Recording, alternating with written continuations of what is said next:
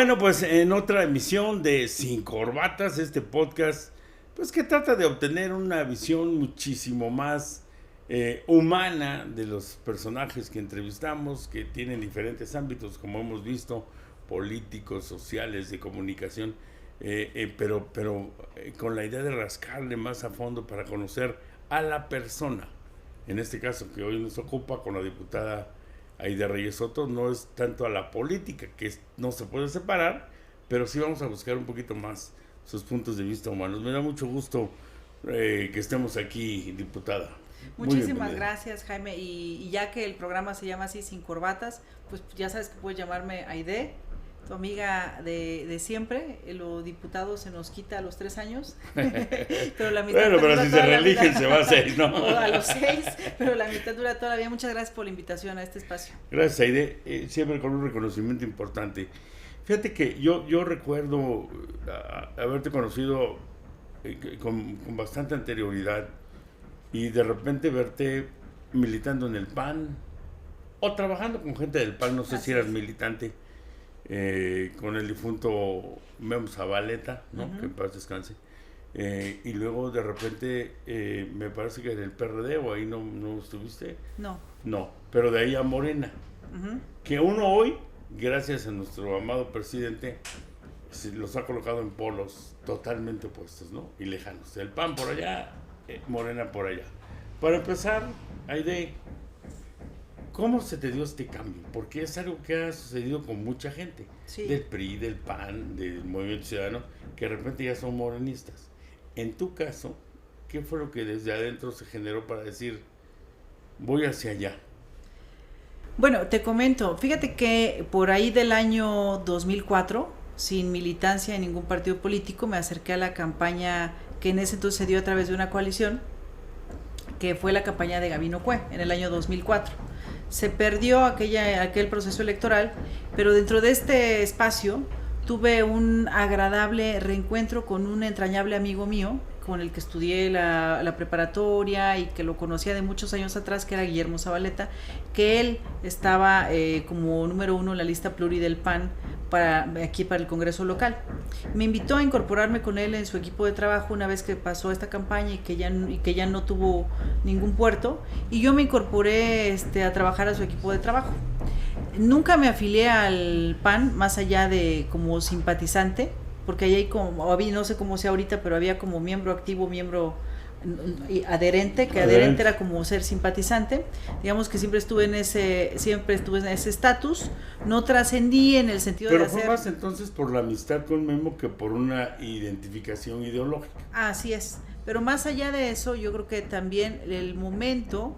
Que la expectativa que había en el país y las opciones, ¿no? Una opción para mí en ese momento pues tampoco iba a ser el PRI, nunca la ha sido, entonces no es algo que me haya llamado la atención. Y bueno, la coyuntura que se dio pues de una oportunidad de hacer un equipo de un proyecto político con Memo Zabaleta, pues yo estaba sumada a esa parte. Memo fallece en el año 2010. ¿Tú colaborabas con él cuando fallece? Así es, sí estábamos colaborando. Yo estaba en la oficina de transición ya del gobernador electo en ese momento. Se cayó la avioneta donde iba y pues ahí ya todo cambió. Y poco tiempo después hubo un proceso a donde me convocaron de reafiliación. No hubo quien le diera seguimiento a lo que él traía. No, hubo intentos. Porque él sonaba como sucesor de Gabino, era tal la energía que traía Memo. Sí, así es. Hubo intentos de poder tomar eso, pero no es lo mismo, y digo, finalmente un liderazgo no se puede suplantar de una forma sencilla solo por decir yo tomo lo que él traía o estas cosas, ya sabes. Entonces no hubo alguien que pudiera ocupar ese lugar. Y pues yo me dediqué a trabajar ya de manera institucional como directora del Registro Civil en ese entonces. Sí, claro. Me convocó después el PAN a que fuera a hacer la parte de la ratificación de la militancia como simpatizante, ¿no? A ese proceso como miembro adherente. Y yo ya no fui, en esos tiempos ya gobernaba Calderón. Y la verdad ya había pasado bastante tiempo como para poder valorar que no era lo que nosotros hubiéramos esperado que fuera como gobierno, sino absolutamente todo lo contrario. Yo sí estaba en contra de las iniciativas que tuvo este presidente para la conducción del país y sobre todo el divorcio que hubo con el pueblo. Hubo un divorcio ¿no? Y en 2012, aunque yo no militaba, yo ya voté por Andrés Manuel. De hecho, el otro día me llegó un recuerdo del Facebook de que en 2012 yo ya estaba promoviendo cosas de Andrés Manuel, pero como desde mi ciudadanía, no como militante de nada. Yo pero ni ahí siquiera sigue estaba en entrando Morena. la parte ideológica, digamos. Sí. Oye, Gavino gana en una conjunción de partidos, ¿no? Sí, así él, es. él desde Movimiento Ciudadano, o Convergencia por la Democracia que era entonces, Ajá. pero con un pivote extraordinario que le hizo Memo cuando Sí, estaba claro, vivo, en el con PAN. el PAN, ¿no? El PAN entró como la fuerza, digamos, el gran puntal. ¿Fue Gavino panista o fue partidista de alguien? Porque me dicen por ahí que de Convergencia nada. Pues Del nosotros PAN. No... Porque fuiste cercana, fuiste de Sí, un círculo muy cercano. nunca hubo una definición política en ese sentido. Dicen, yo no lo sé, que al final se definió por el PRD, yo no creo, yo no vi nunca que se definiera por ningún partido. Quizá por el hecho de no abonar a alguna fuerza en especial y también, bueno, pues porque, pues no sé si... Se acercó a Andrés Manuel, ¿no? Sí. Acuérdate que recorrió todos los municipios. Junto con el ingeniero Salomón también, sí, recorrieron, pero no se involucró en Morena, porque ya recordemos que Morena ya se estaba gestando y que Morena ya estaba, de hecho aquí se hizo una asamblea muy grande en 2014 para poder hacer estas asambleas fundacionales del partido y no se vio la mano de que estuviera involucrado, no se involucró. ¿Te decepcionó Gavino? No sé si esa es la palabra adecuada, pero yo creo que a veces las expectativas siempre en general cuando ves un proceso que viene con tanta fuerza son muy altas y cuando ves que hay cosas que tú esperabas y no suceden, y no suceden, bueno, pues sientes esta parte, pero ¿Es el caso no significa... Pues no sé si es el caso, pero yo creo que... Porque muchos le dicen que fue un gobernador omiso al final. Los 2 últimos años era... Ya en los 2 últimos años yo me fui al tercer año, entonces ya digamos que la primera mitad de su sexenio estuve colaborando y pude pues avanzar, vamos, en lo que a mí me tocaba y lo que sí, pues tengo lo que sí puedo decir a nivel positivo es que por lo menos me dieron la oportunidad de poder hacer un trabajo que a mí me dejó muy satisfecha en ese momento. Ya de ahí en fuera, bueno, a mí me pidieron la renuncia, yo me fui del gobierno de Gavino por esa razón y me fui a trabajar a otros lugares, entonces ya me desprendí totalmente, me fui a trabajar al Banco Interamericano para el Desarrollo en Washington, D.C. Ah, claro, por eso me decías la otra vez que sí. Tuviste la oportunidad de conocer bien Washington. Sí. ¿Cómo te cautiva Andrés Manuel? ¿En qué punto llega? Porque creo que eso sucedió, ¿no? O sea, así es. Sí, el interés, la diputación, pero sí. ¿Te convence Andrés Manuel en algún momento? Sí, desde 2012, que te decía que el otro día veía yo en mis recuerdos de Facebook que ya estaba yo compartiendo cosas, porque naturalmente desde el momento que veo que no hay, a pesar de que había esta como deuda electoral de pagarle a Andrés Manuel por todo este movimiento que había iniciado en 2006, de que 2012 pudiera lograr una mejor votación, vi que no, y a la hora de ver que llegaba el PRI, en ese momento estuve convencida que no había duda que en 2018 él iba a ganar, porque el PRI no iba a tardar en regarla, como fue, no iba a tardar en regarla, tal cual fue. Y yo creo que ese sexenio se distinguió por su frivolidad y por el distanciamiento que había entre gobierno y el pueblo, y que esa es precisamente la conexión que sentí con el licenciado Andrés Manuel, más allá de que yo creo que mucha gente también se siente identificada con eso. Yo me afilio a Morena en 2016, o sea, antes del proceso electoral, que fue en 2018, yo me afilié en el año 2016 y a partir de ahí empezamos a trabajar como hoy funciona Morena. O sea, yo no soy fundadora de Morena, pero sí estuve incorporada en cuando empezaron los trabajos a como hoy se trabaja en Morena, que es el tocar casa por casa, ir a la generación de comités que estén informados para que a su vez difundan, y sigue funcionando. Es decir, que mientras encontró una forma. Sí, pues es que más allá de eso, yo creo, Jaime, que más allá de encontrar la forma, quizá otros la puedan pensar. Pero acuérdate que las ideas son de quien las hace. Sí, claro. ¿Cómo los convences de algo que no es tuyo, no? Las ideas son de quien las hace. Entonces, si al final del día él logra mover a las masas, a nosotros, para nosotros ir a hacer ese trabajo a cambio de nada, no hubo una promesa de te voy a dar esto, no hubo nada, o sea, nada. no fue eso lo que nos movió, sino fue realmente la expectativa de un proyecto muy dinámico que iba a cambiar las cosas en México. Eso fue. En una ocasión me contaste una anécdota que yo hasta la he recontado varias veces, que te tocó ir a poblaciones donde rechazaban a los partidos. Y no. ¿Y de dónde vienes? No, pues de Morena, ¿no? Y que te decían, te mandó Andrés Manuel. Sí. Y te pasaban a sus casas y Sí. en un altar lo tenían. Sí. ¿Sigue esa devoción? Sigue esa efervescencia por el presidente. La verdad sí te lo debo de O decir. sea, no hay decepción. No, yo no veo la decepción. Digo, entiendo que hay pensamientos, corrientes distintas, crítica, cosas muy puntuales, pero el sentir popular cuando tú vas a una comunidad o hablas en una colonia y la gente te vincula con el liderazgo del presidente o sabe que estás en su proyecto y te lo advierten, bueno, pero tiene que seguir los principios de nuestro presidente porque si no, a usted no lo vamos a apoyar o no la vamos a apoyar. Es decir, ¿Pero así ves a las corcholatas? es esto. Mira, yo anoche tuve la oportunidad de platicar con Fernández Noroña.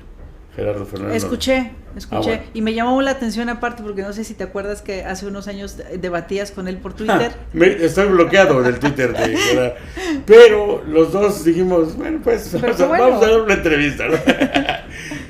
y una de las cosas importantes que yo le oí, que él se me hace un convencido de un tema de izquierda, Sí. no tanto de Andrés Manuel.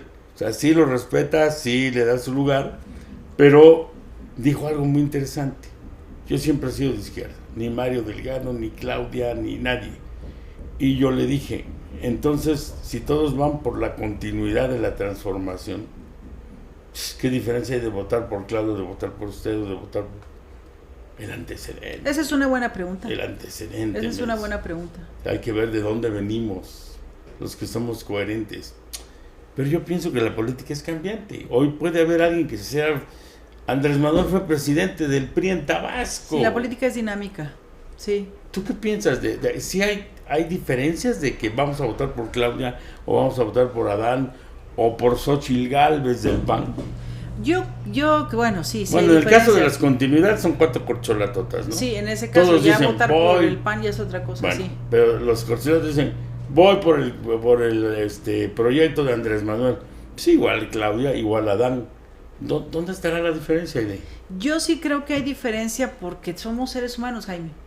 Entonces, es como, por ejemplo, en el tema de las noticias. Si a ti te dan un guión y se lo dan también a alguien que sea locutor, Humberto Cruz, a quien tú gustes, van a tener un toque distinto aunque sean las mismas noticias. A lo mejor pones un énfasis en una cosa, pones un énfasis en otra, pero el guión sigue siendo el mismo.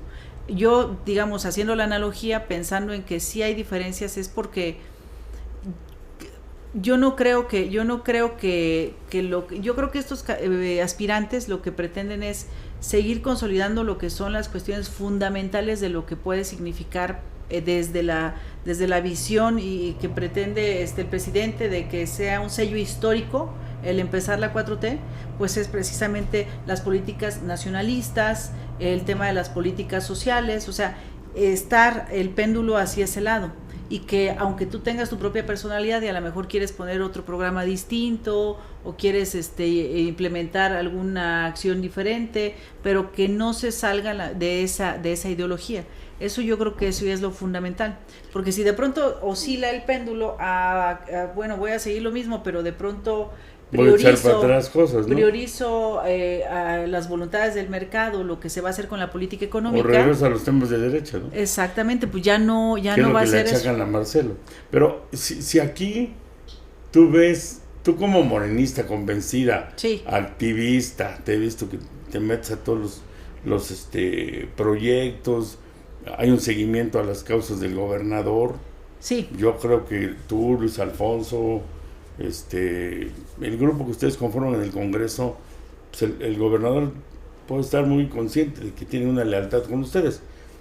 En ese sentido, ¿tú crees que sí los 4 garantizan una continuidad de Andrés Manuel? Zedillo era uno de los más serviles de Salinas de Gortari.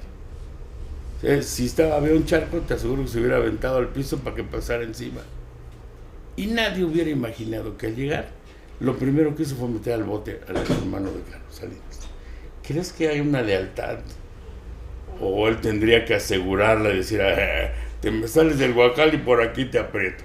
o los ves profundamente leales, tú que trabajas con la lealtad de tu lado? Yo creo que sí hay una lealtad. Yo no sé si de todos. Yo puedo observar algunas características de la mayoría en el pasado que me hacen pensar que hay una lealtad de todos. Yo no sé si ahora esto sea vigente o no. Sentarse en la silla del poder. Sí, yo no sé si ahora esto sea vigente o no, pero sí yo creo que es muy importante que deben tener la claridad y la conciencia que el hecho de que a la hora de que haya una elección, es lo que te digo, el pueblo a quien está respaldando es al proyecto que inició el presidente. ¿Sí me explico? Porque si no, ni hablaríamos de eso. Es decir, no hablaríamos de eso, pues porque ha beneficiado a las mayorías. ¿Por eso crees tú que Oaxaca esté tan López Obradorista? O sea, sí. Que no bajó la gasolina, me vale gorro. Que la canasta básica, me vale. Te voy a decir algo que yo lo he dicho ahora que he acompañado al gobernador a las giras en los municipios que son territorios de bienestar, que yo es lo que percibo en la gente, porque a veces nos centramos mucho en la parte urbana y sí es algo, digo, es una caja de resonancia, ¿no? Aquí la capital es una caja de resonancia, pero ya cuando tú vas, te das cuenta que las comunidades sienten que se les respeta cuando van, que el hablar de ellos es tomarlos en cuenta y además recuperar su dignidad, que no sean ellos los que estén rogando porque se escuche, sino que es al revés el trato. Y yo creo que esa es la parte que Andrés Manuel ha sabido hacer y conectar todo el tiempo, y que precisamente por eso, independientemente de cuestiones que no se han logrado concretar, la gente sigue apoyando porque siente que realmente es dignificada. Oaxaca, ¿no? Pero pues por eso, imagínate, todo el tiempo habla de Oaxaca, de su acervo cultural, de su reserva de valores. ¿Cuántas veces ha venido? Por eso, y es precisamente por esa razón. Entonces yo creo que va mucho en ese sentido, y que precisamente eso es lo que hace que la gente siga respondiendo a su liderazgo, porque se siente respetada. Y esa es la diferencia que yo haría abismal entre Salinas de Gortari y, por el ejemplo que ponías de Zedillo y esto, y Andrés Manuel. O sea, no son para nada lo mismo, son visiones de país totalmente distintas, sobre todo en la manera de acercarse, ¿no? ¿Qué hace Salinas cuando se va? Pues se va a Irlanda, a uno de los lugares más caros del mundo. Ultraderechista, ¿no? Del mundo, de los más caros del mundo. Imagínate vivir y sostener tu vida en Irlanda. Pues si lo hicieras solamente de tu sueldo de presidente o de tu pensión, ni así puedes, a como estaba acostumbrado al ritmo de vida. Y Andrés Manuel genera equipos, o sea, tiene equipos de verdad. No sé si te das cuenta que no hay persona que esté en Morena que de pronto decida, pues yo voy a hacer mi ruta y mi grupito. Hasta ahí llegó, se tendrá que cambiar el partido para hacer eso. Finalmente, es difícil, ¿no? Pero en tu interior, allá en la noche, cuando te acuestas y antes de dormir te empiezas a pensar, ¿qué le auguras a lo que viene? Es decir, yo no me imagino un movimiento autollamado de la Cuarta Transformación de Morena sin Andrés. O sea, Andrés Manuel es el ingrediente que fabricó todo. Sácalo de la fórmula. Y entonces imagínate un Morena, un país con Claudia Sheinbaum de presidenta, o Marcelo, o Adán, o Monreal. ¿Qué le auguras a eso? Yo creo que los a ti, a mi idea, digo, no qué es lo conveniente, qué sería bueno, no, sí. Que yo diga, ay cabrón, viene y qué va a pasar. Yo creo que si existe un divorcio de la, pues no sé si llamarle clase política, de los activistas, de quienes estamos en la política, si existe un divorcio nuevamente de sentarnos muy cómodamente en los laureles sin seguir en este contacto constante, pues no se auguraría nada bueno. Es decir, desmoronamiento. No debemos hacer eso, sino debemos estar conscientes de que ya tenemos una dinámica de trabajo y es la que debe continuar. Pero y yo estoy segura. Yo confío en que lo hagan, porque si no, depende de la personalidad del que llegue. Sí, o sea, pero te voy a decir una cosa, también tenemos que ver todo el bosque.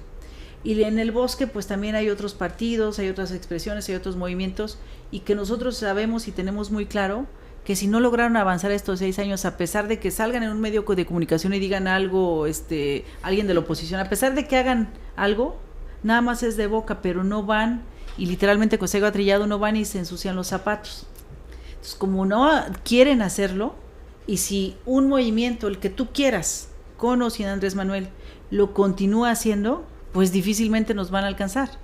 Porque la gente dice, bueno, tú llegas y no creas que te reciben así nada más con puros aplausos, aunque vengas de Morena, te reclaman cosas, te dicen, oiga, pero es que yo quiero esto, oiga, pero es que mejoren los servicios de salud, oiga, que mejore, que haremos más vivienda, o sea, cada quien tiene sus demandas particulares. Pero más allá de eso te dicen, bueno, pero por lo menos vino, por lo menos me escuchó. Sí, claro. Y se los sienten otros más atendidos. Ni siquiera van. Entonces, a la hora que llega una elección, ¿qué pasa?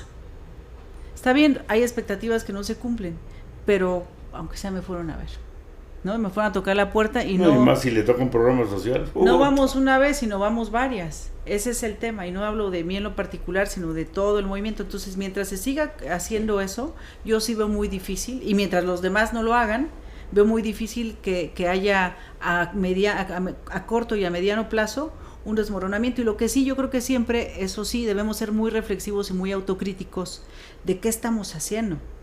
No nos podemos nada más confiar todo el tiempo en la figura de liderazgo moral de Andrés Manuel, porque él mismo quiere que todos los que integramos este movimiento pues asumamos una responsabilidad en la que no soltemos pues esta tarea de estar trabajando de cerca con la gente, porque él sabe que no puede ser vitalicio.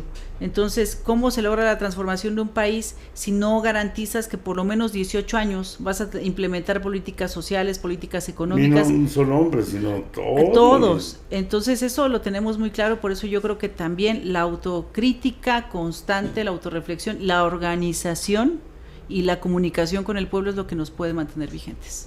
Aide Reyes Soto, muchas gracias. Muchísimas gracias, Jaime.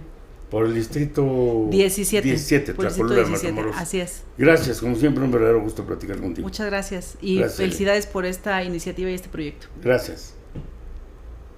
Listo, ahora sí ya grabamos.